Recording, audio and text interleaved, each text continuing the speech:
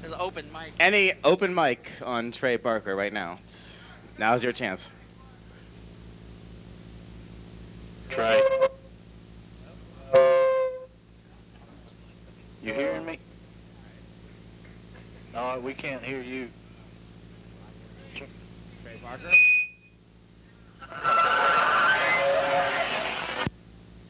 Niners! Oh, I've got him fine. But that's a satellite audio. Turn to satellite. Hello? Trey, do you hear us? 49ers? 49ers? San Francisco 49ers. You hear me now, Trey? Turn the satellite audio up. Talk to us some, Trey. We got picture but not sound. Basically, Trey would like to endorse McDonald's and the Broncos. Oh, yeah, he knows we can see. Wave to Atlanta, Trey. Talk to us some, Trey. We're having trouble with satellite audio. Oh, satellite audio not functioning. Part of it is not functioning. The phone is fine. I now have the phone working. Hello.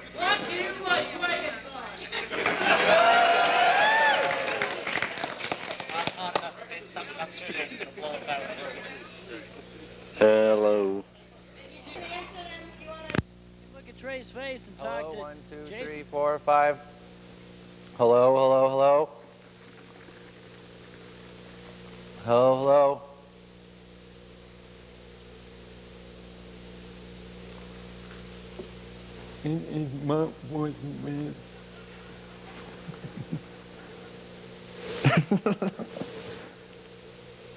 Hey Trey, can you hear me? Yes. This is Rachel from October Films. I just want you to know the audience loves you right now. Yes. Just bear with us. Can you hear them? Can you hear them?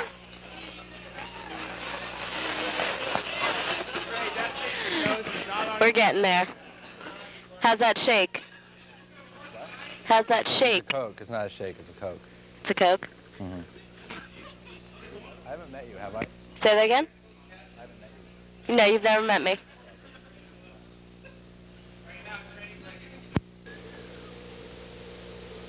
Hello? Trey? 49ers? Trey, talk to us. Hello? Oh. Trey, 49ers, number 1. Am I supposed to be hearing something now? Yes, you're Oh. supposed to hear 49ers, number 1. 49ers, number 1. Steve Young is better than John Elway. Trey, talk to us. Hear us. Hi. Hello? Hello, 1, 2, 3, 4. Hello? Hello? I've got Dean next to me. This is like doing the news. Yeah. Tom, I'm standing out here in front of Los Angeles. Tom Brokaw? Trey Parker? Hello? If you have a cell phone, we'll take it. Hey, Trey Parker. We're going to take questions through the phone because the microphone is not working right now, although everybody in the room can hear me talking to you on the phone.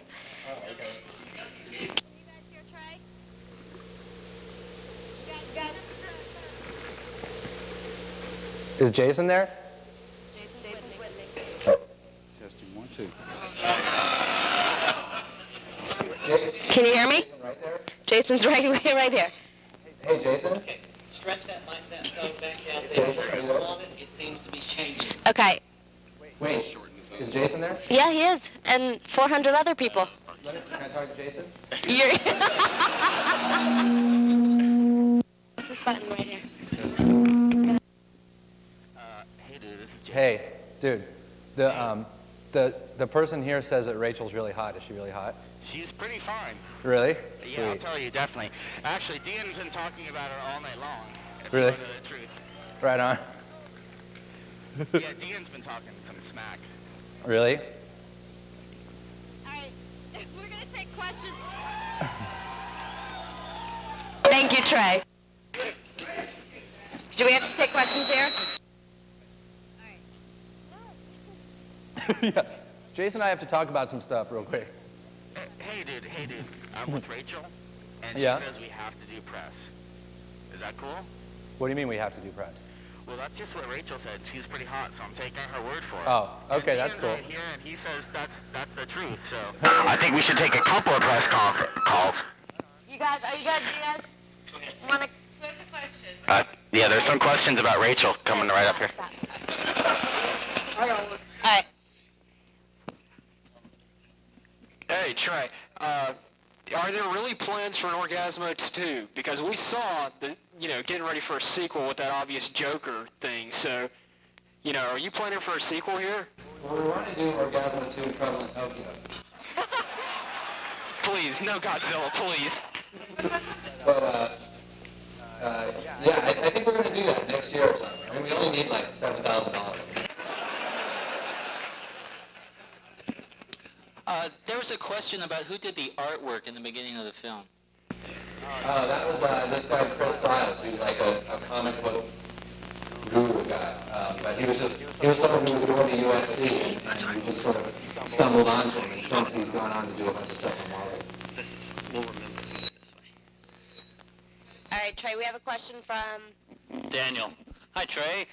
Everyone here at DragonCon would like to know which celebrities you farted on lately, and will you be posting the photographs on your website? Well, I don't have a website, but yeah, I think really just part of it. I farted on Meatloaf. But well, he didn't really care. But it's really it's sort of toned down. Farting on celebrities was something we did when we were here in LA and no one knew who we were. And unfortunately now, if we do it, then people try to sue us and stuff.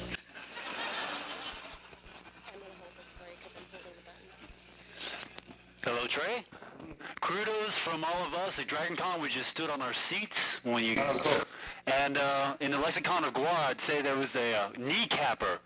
We busted our kneecaps over this, definitely. Right on.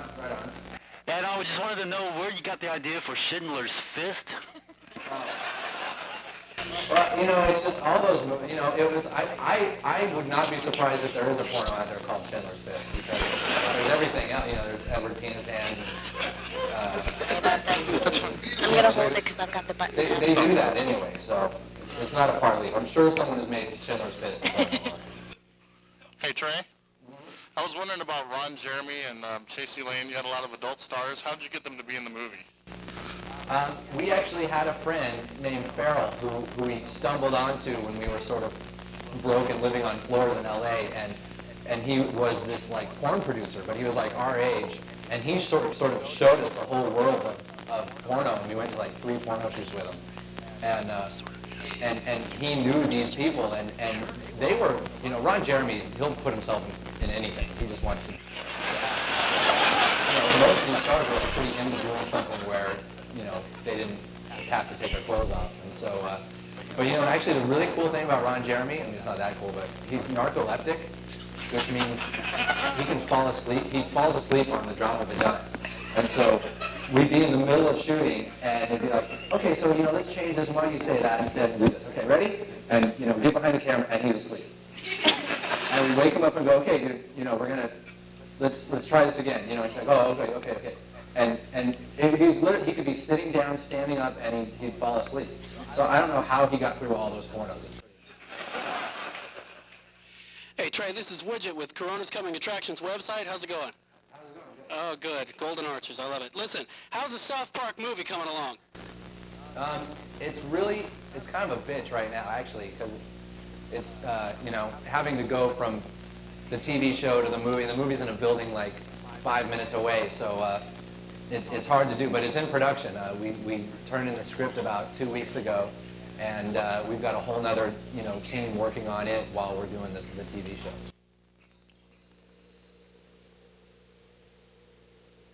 Yeah, hey, Trey, this is Judd. I just wanted to thank you on behalf of all of the people here at DragonCon for the booze, the great-looking women serving the food, and Rachel, man, it's great. The movie was great, man. It rocked. Is Rachel that hot, though? Seriously? Oh, seriously, yeah. Really? She's a total babe, man. Right on. All right. Thanks a lot, man. I didn't come now. You are a god among men, man. You rule.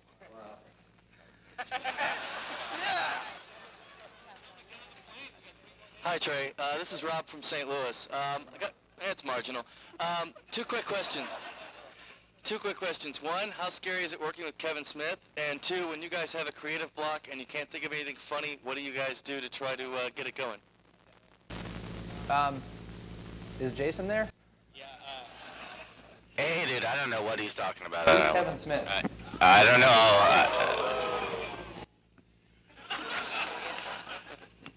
It's this dude we met at a film conference a long time ago. He's going to be here. Hello? Well, how did we work with him? Never. It was great working with Kevin Smith.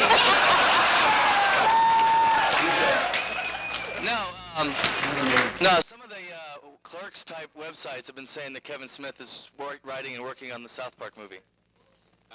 Actually, that's not true. Kevin Smith, we met him one time, and he's cool, but no, Trey, you met him maybe, but you were like 15, and so, no. So, no. If Kevin Smith's helping out on the movie, he's definitely not getting paid for it. No knowledge of that. Oh. And I'm pretty sure I wrote the script. Sorry about that. The other thing I wanted to know is, what do you guys do if you have any kind of creative block to try to, get things going again and get moving? LSD. What do you think, dude? Hey, Trey. Hey, Trey. Trey. Hold on, this is Dan. Oh. Hey. Hi, buddy. Rachel is pretty fucking hot. Are there any more questions from the press? We have a press. I need press people. Hey, how's it going? This is Sean. I had a question for you. I was wondering if you were planning on cutting any of the scenes to get an R rating. Personally, I don't think you should compromise your position. I think it works the way it is. It's not, and it's not even a matter of, to me, it's so ridiculous. If I would have set out to make a really raunchy movie, if I would have set out to make an NC-17 movie, then I would have given them fucking raunchy, you know what I mean? But I set out to make, the thing I wanted to do with this was, I want to make a movie about porno, but I want to make it look totally wholesome and make it like a wholesome 50s movie with like a nice guy and a nice girl and they end up together it's so ridiculous to me that it gets an NC-17 when you look at, all the other stuff that gets an R. And when I talked to the NCAA, I said, is it the plastic dildo on the guy's head? And they said, well, that's definitely a problem. And I said, okay, so in the movie 7, when a woman gets raped and killed with a dildo that's, razor blades, that's okay, but a plastic dildo on some guy's head is NC-17. And just for everything, and it's really scary because what I've learned from this whole thing is that it just comes down to the fact that we're not a studio. And someone like Universal, Paramount, they all have the power to, argue with these people and to go through an appeal process and all this stuff that Orgasmo doesn't have the money to do. And so it really is, unfortunately, just, an independent film and an independent filmmaker. The MPAA can just decide, we don't want the American public to see this, and they rate it NC-17. And the truth is that, it's rated NC-17. It means it can't get advertised in papers. It means it can't get advertised on television. It means it can't get released in a lot of theaters, which is all fine because we meant this to be a very small, movie. I'm certainly not going to cut it for them. And October, who bought the film, luckily for us, is been the coolest, and they're standing behind us, and they're not going to cut anything out. Hey, Trey? Tonight they showed actually the uncut version from the Toronto Film Festival, basically the same version of that with a little bit of the extra music put in from Nickelback Records, but it's not the finished cut version that's going to actually play theatrically October 23rd. Not, the cut, it was, they said, go try to cut it again for an R, and all I did was, I had creatively wanted to make some changes to the film just because we got done shooting Orgasmo. It was during the shooting of Orgasmo, it was during the second week of shooting, that Matt came up to me and said, dude, we just got picked up for a TV show.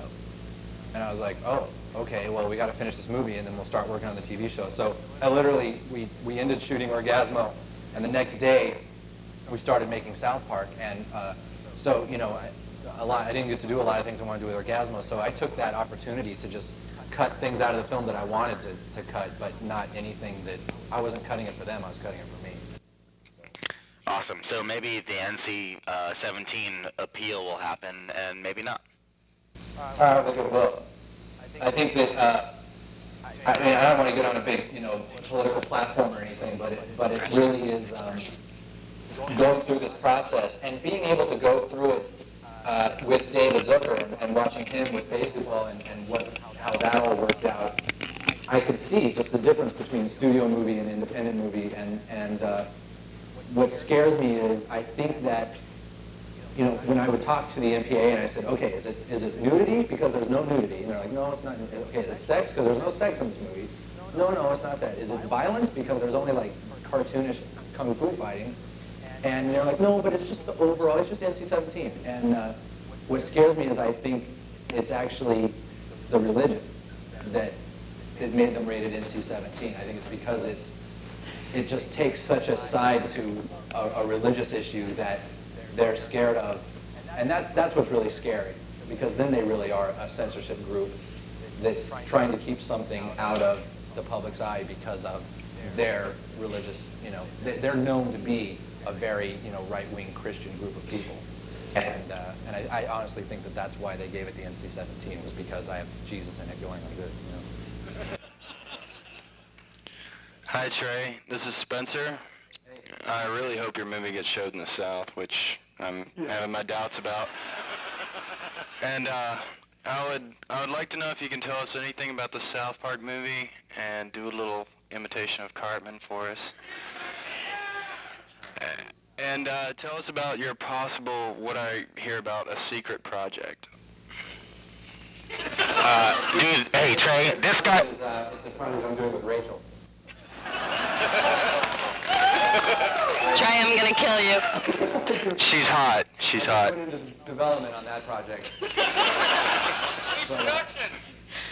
No, the South Park movie actually is, what I can tell you is that Paramount wanted to do it, and we said that we would do it on one condition, and that would be that it was a rated R movie and not a PG-13 movie, because we really want, the only reason we want to do a movie is to sort of take South Park to the level that Spirit of Christmas was at, and we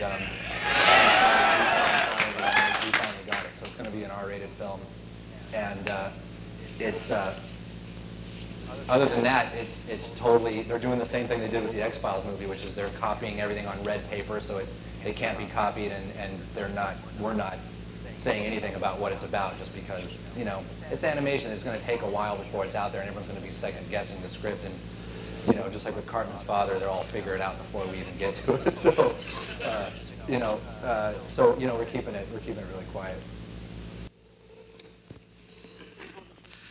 Hi, Trey. This is Wendy. I was wondering, is Orgasmo going into limited release or general release? Because I live in Savannah, Georgia. We get nothing there. We got like showgirls, you know, what we do. I doubt we'll get into Savannah, Georgia. It's because of the NC-17. There's a lot of theaters it can't show in, so it's definitely a limited release.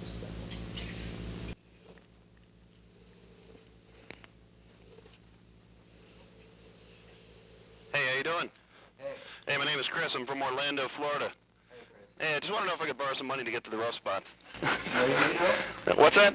Where do you need to go? Oh, no, just to get to the rough spots, you know, that's what Yeah, that's Rachel. She's got money. Okay, cool. Thanks.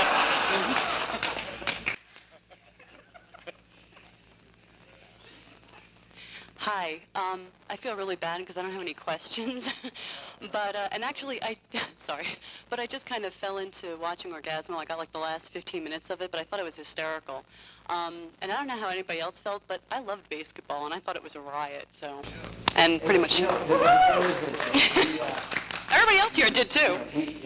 We don't take any real ownership over basketball either way, and it was definitely, we got it was completely mixed reviews. You know, we definitely got sent a lot of stuff from critics that loved it and then critics that hated it. But either way, you know, we don't feel good about the goods, we don't feel bad about the bads because it's, you know, it was David Zucker's movie and we did it, we acted in it for a very specific reason, which was it was a golden opportunity. You know, I mean, if one of your idols called you up and said, hey, I'm making a movie and I want you to be the star in it, I think most of you do it because it's, you know, it's the golden opportunity to see how a studio movie is shot and how it works without the pressure of, oh my God, I'm the director, which is, you know, we do have these other sort of untitled projects already lined up at other studios, so we are going to be having to make and direct our own studio films here pretty soon. So it was a, you know, neither matter I would take it back for anything in the world. It was a great experience and it was totally fun, and you know, that's all that matters.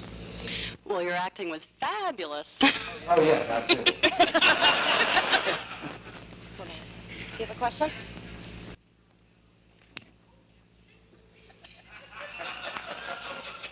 Can you hear me, Trey? Well, say something. Hello? There you go. Hey Trey, this is James. Hey. Were you taken aback by the pretty ticked off response you got over the April Fool's joke? And will you ever do another Terrence and Phillip episode? Oh, hell yeah. It's funny because what we ended up doing was we created a cult within the cult. We have a lot of people that come up to us now that say that Terrence is their favorite thing, and we were definitely surprised. I mean, we thought, we were like, the whole thing is South Park was supposed to be this, you know, very rebellious show that basically says fuck you every week, you know, and does what you're not supposed to do on television. And when we broke our own rules and we said, oh, people are going to love this, you know, the fact that, you know, and again, when we did this whole cliffhanger of who's Cartman's father, that was a joke to us because we were like, who the hell cares who Cartman's father is? You know, because the show still wasn't very popular at the time when we were coming up with the concept. And we thought, okay, let's take something really stupid and make a cliffhanger out of it, like The Simpsons did with, you know, Burns getting shot, and try to play it up. And then we'll come back and, you know, we won't pay it off. We'll do, and then the idea came to do Terrence and Phillip. And when we were I can honestly say that making Terrence and Phillip was the most fun Matt and I have had doing South Park, and we loved doing Terrence and Phillip, because to us, Terrence and Phillip came from, when South Park came out, there were some critics that said, South Park is nothing but fart jokes. And so we made Terrence and Phillip go, no, this is nothing but fart jokes.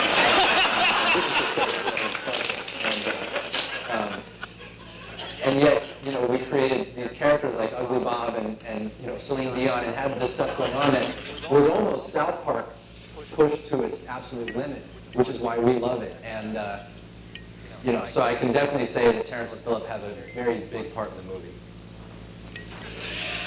Hey Trey, this is Widget again with Corona. You got my attention when you said something about other projects that you've got going on at studios. Is there anything at all you could possibly tell us about those? I can tell you about, I mean, there was one that I was lined up to do actually, again, before South Park got picked up, and it was with Paramount and Scott Rubin, and it's something we're doing with the Jim Henson people, which is a script I wrote a long time ago. That's sort of about a mentally handicapped kid who believes in these 8-foot tall furry creatures called fuzzies, and that's the name of the picture. But that's really, I mean, that's all I'm going to give away. But it was really cool because we had already started working on it with the Henson people, and you know, it's just weird to, you know, just like South Park, to have an idea and then suddenly, you know, you have 80 people drawing sketches and making 8-foot tall things. You know, it's pretty cool.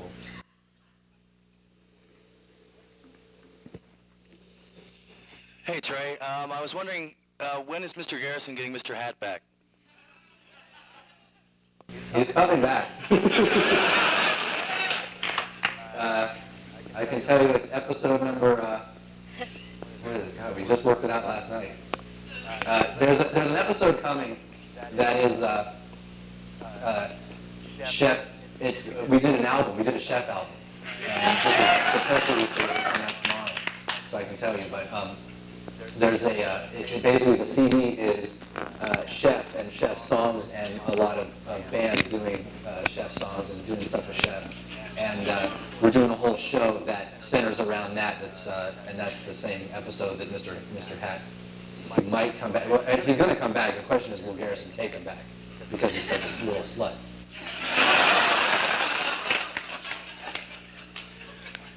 Hey, Trey. Yeah. It's Spencer again. I was wondering. Like 12 of you there? Yeah. There's about a dozen. I was wondering. Okay, I asked you to do a Cartman imitation. I guess you don't want to necessarily do it. Everybody here wants you to do it, but I was wondering if you could tell us when we're going to see new South Park episodes and anything about them. And do Cartman. There's been 3 new episodes for the last 3 weeks. Where have you been, buddy? He doesn't really get Steve Young impersonation. Could you do a Steve Young? Yeah, we're just down now for 2 weeks, and then we come back with more new episodes. So there's more new ones in 2 weeks, and then we're doing Halloween, Thanksgiving, and Christmas again. Could I possibly hear your Steve Young impersonation?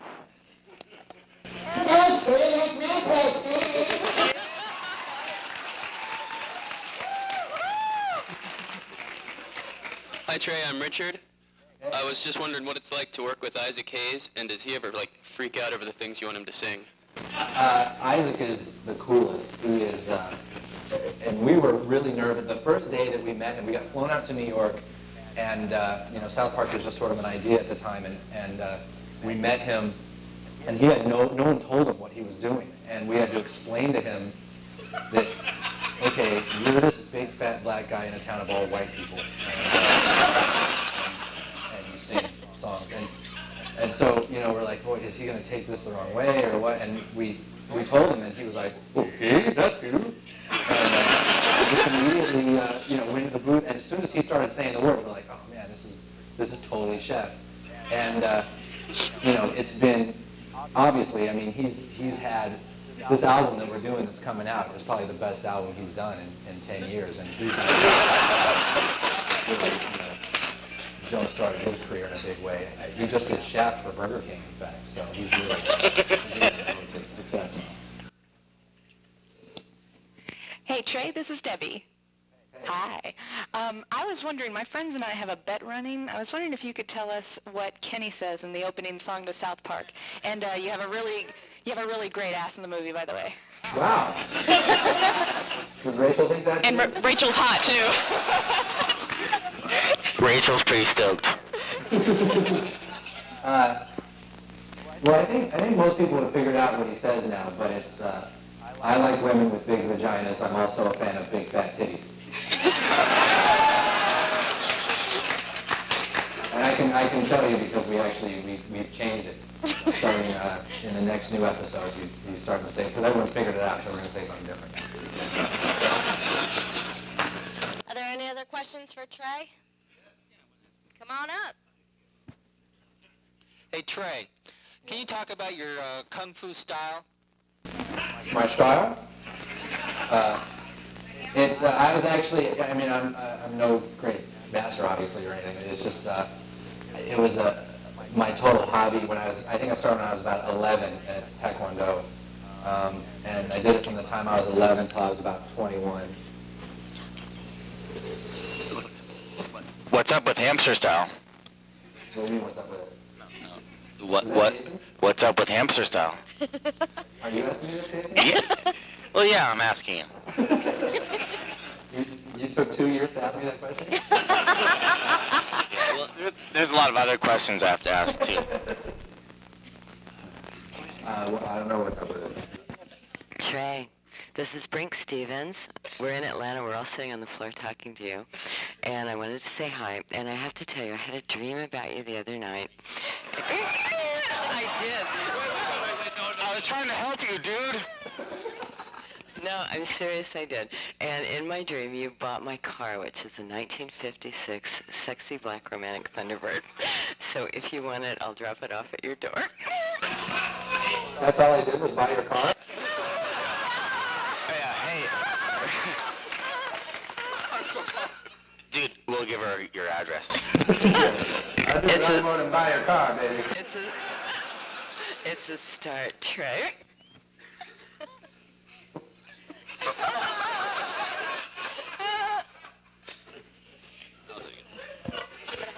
Okay. Hello there. This is Philip Owen. I just want to tell you the movie was great, and we loved all the women you had serving us food. This was fabulous. But oh, believe me, it was great.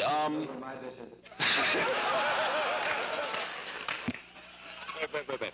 You wish. Oh, great. Now I forgot to say. Thanks a lot. No, that's Brinky's deal. I don't know about me. I just want... Yeah, you know us as comic people. I just want to know, how long does it take to make an episode? Because so many people bitch about it, and I tell them, like, you know, it's got to take them, like, forever. 4 days. No shit, really? No, we spend about 3 weeks to a month on every episode, which is, you know, very. I think we're the fastest. I think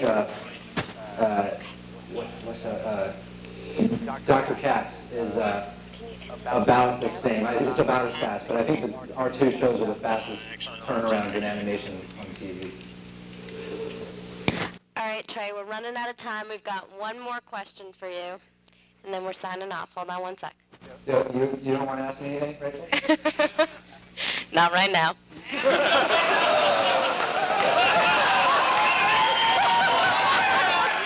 Oh my God. That's how it works. Hey, Trey, this is Todd. Great movie. Yeah. Basically, has Barbara Streisand given you any crap for what you did to her? She made a statement. She said that, what was it? The quote was, she said, I can't help but think that South Park is what's leading to all the negativity and cynicism in today's society.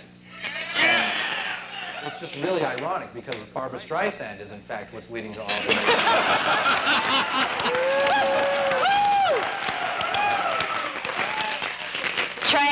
Trey, on behalf of Dragon Con in Atlanta, Georgia, we want to thank you for being with us tonight. You guys go party and drink and stuff. That's good, Trey! She's sweating. Hey, you guys, let's let Trey know how we feel about Orgasmo.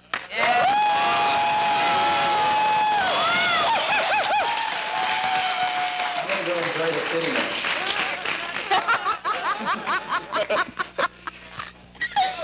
We're going to party with Rachel. Dude, fuck you. Bye, Trey. All right, see you.